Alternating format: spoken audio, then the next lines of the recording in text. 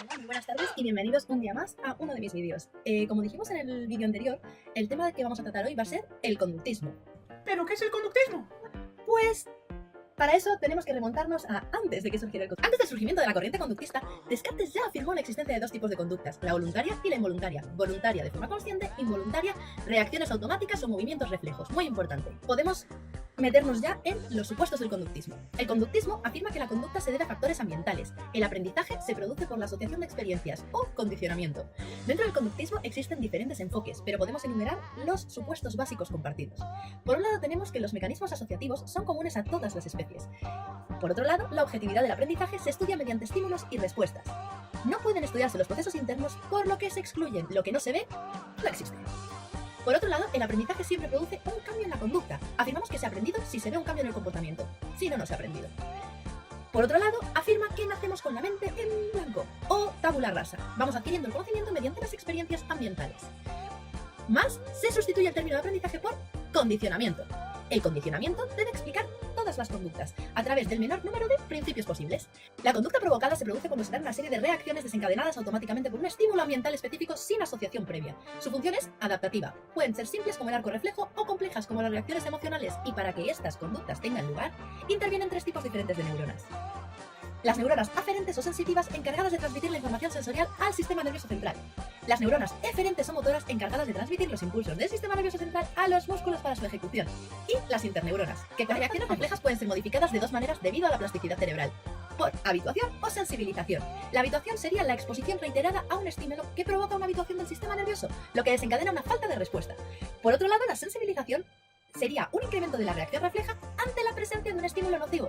Podemos contrarrestar la habituación con la deshabituación, por la que debido a la intromisión de un estímulo con distinta intensidad y novedoso, volveríamos a tener un incremento de respuesta hacia el nuevo estímulo. Los conductistas consideran que la conducta se encuentra determinada por refuerzos y castigos. Entre las características principales o objetos principales que encontramos en el conductismo encontraríamos por un lado el estímulo, que este término hace referencia a cualquier señal, información o evento que produce una reacción o respuesta en un organismo. Por otro lado tendríamos la respuesta, que sería cualquier conducta de un organismo que surge como reacción al estímulo. Por otro lado tendríamos el condicionamiento, que es un tipo de aprendizaje derivado de la asociación entre estímulo y respuesta. Por otro lado tendríamos el concepto de refuerzo, que un refuerzo sería cualquier consecuencia de la conducta que aumente la probabilidad de que esta vuelva a darse. Por otro lado tenemos también el castigo, que sería opuesto al refuerzo y sería consecuencia de una conducta que disminuye la probabilidad de que vuelva a darse. El precursor del condicionamiento clásico es Ivan Pavlov, con su experimento del perro de Pavlov, que a todos nos suena, ¿verdad? Os dejo una imagen.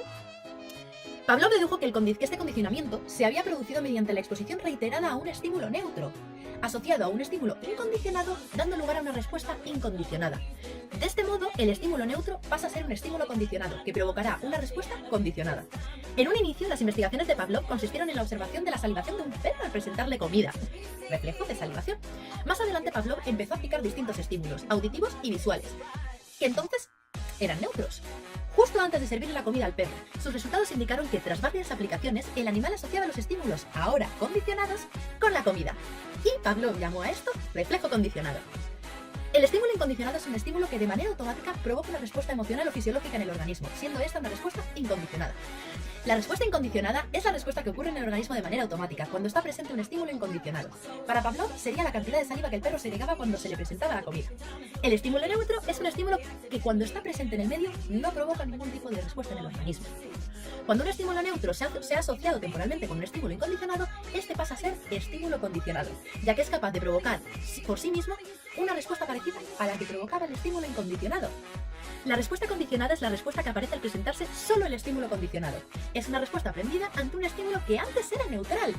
Para Pavlov se vería la cantidad de saliva que segregaban los perros cuando se les presentaba solo el estímulo auditivo o visual. ¡Wow! Para que se produzca la asociación entre el estímulo condicionado y el estímulo neutro, debemos hacer referencia a los términos de contingencia y contigüidad. La contingencia se refiere a la aparición del estímulo incondicionado en presencia de un estímulo neutro. Cuanto más aparezcan juntos ambos estímulos, mayor contingencia tendrán. La fuerza del condicionamiento cambiará según la contingencia. Si presento ambos estímulos a la vez, siempre tendrá un condicionamiento rápido, mientras que si lo presento en un 50% de las veces, tardará en condicionarse, pero será más fuerte. Al ser inesperado, se está más alerta.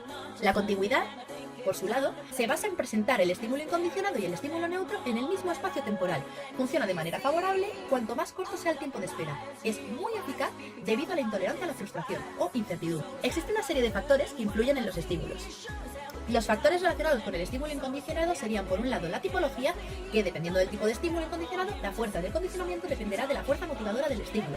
Cuanto más fuerza o motivación, más condicionamiento se produce.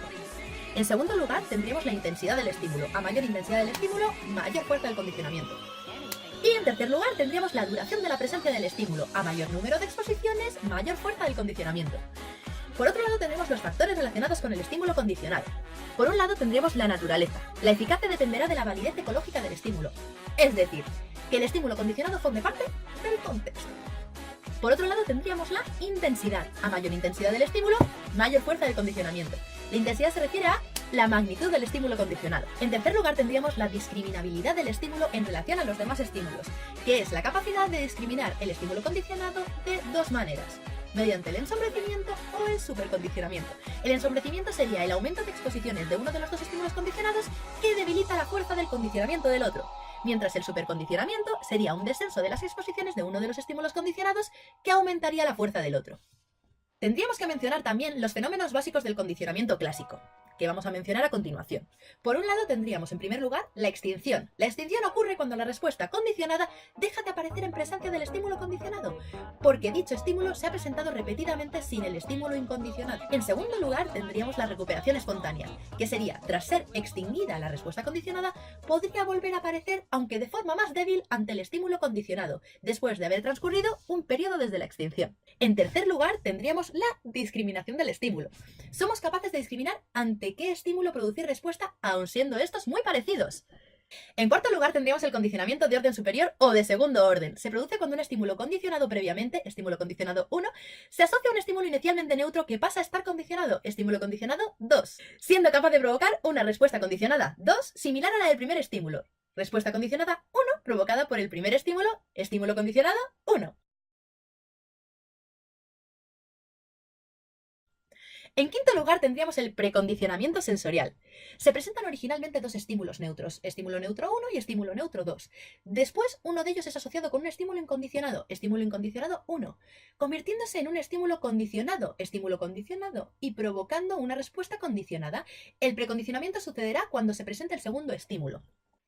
En último lugar tendríamos los esquemas diferenciales, que es lo que se hace cuando interesa más el ritmo de la conducta en específico. Tendríamos tres ritmos: el ritmo diferencial de muchas respuestas, que se marca un intervalo temporal, el número de veces que debe aparecer una respuesta, y este número suele ser o es muy alto. Después tendríamos el ritmo diferencial de pocas respuestas, que se marca un intervalo temporal, y el número de veces que aparezca la respuesta tienen que ser pocas veces. Y luego tendríamos por otro lado el ritmo diferencial de la no conducta, que sería reforzar la no realización de la conducta durante un intervalo de tiempo, como por ejemplo dejar de fumar. Y hasta aquí el vídeo de hoy. No sé si ha quedado suficientemente claro el conductismo, seguro que se me han olvidado cosas, pero bueno, si os parece que me he dejado algo, me lo podéis dejar en los comentarios y yo hago un vídeo de lo que vosotros me pidáis. Así que espero que os haya gustado, dejadme un like si es así y nos vemos en el próximo vídeo.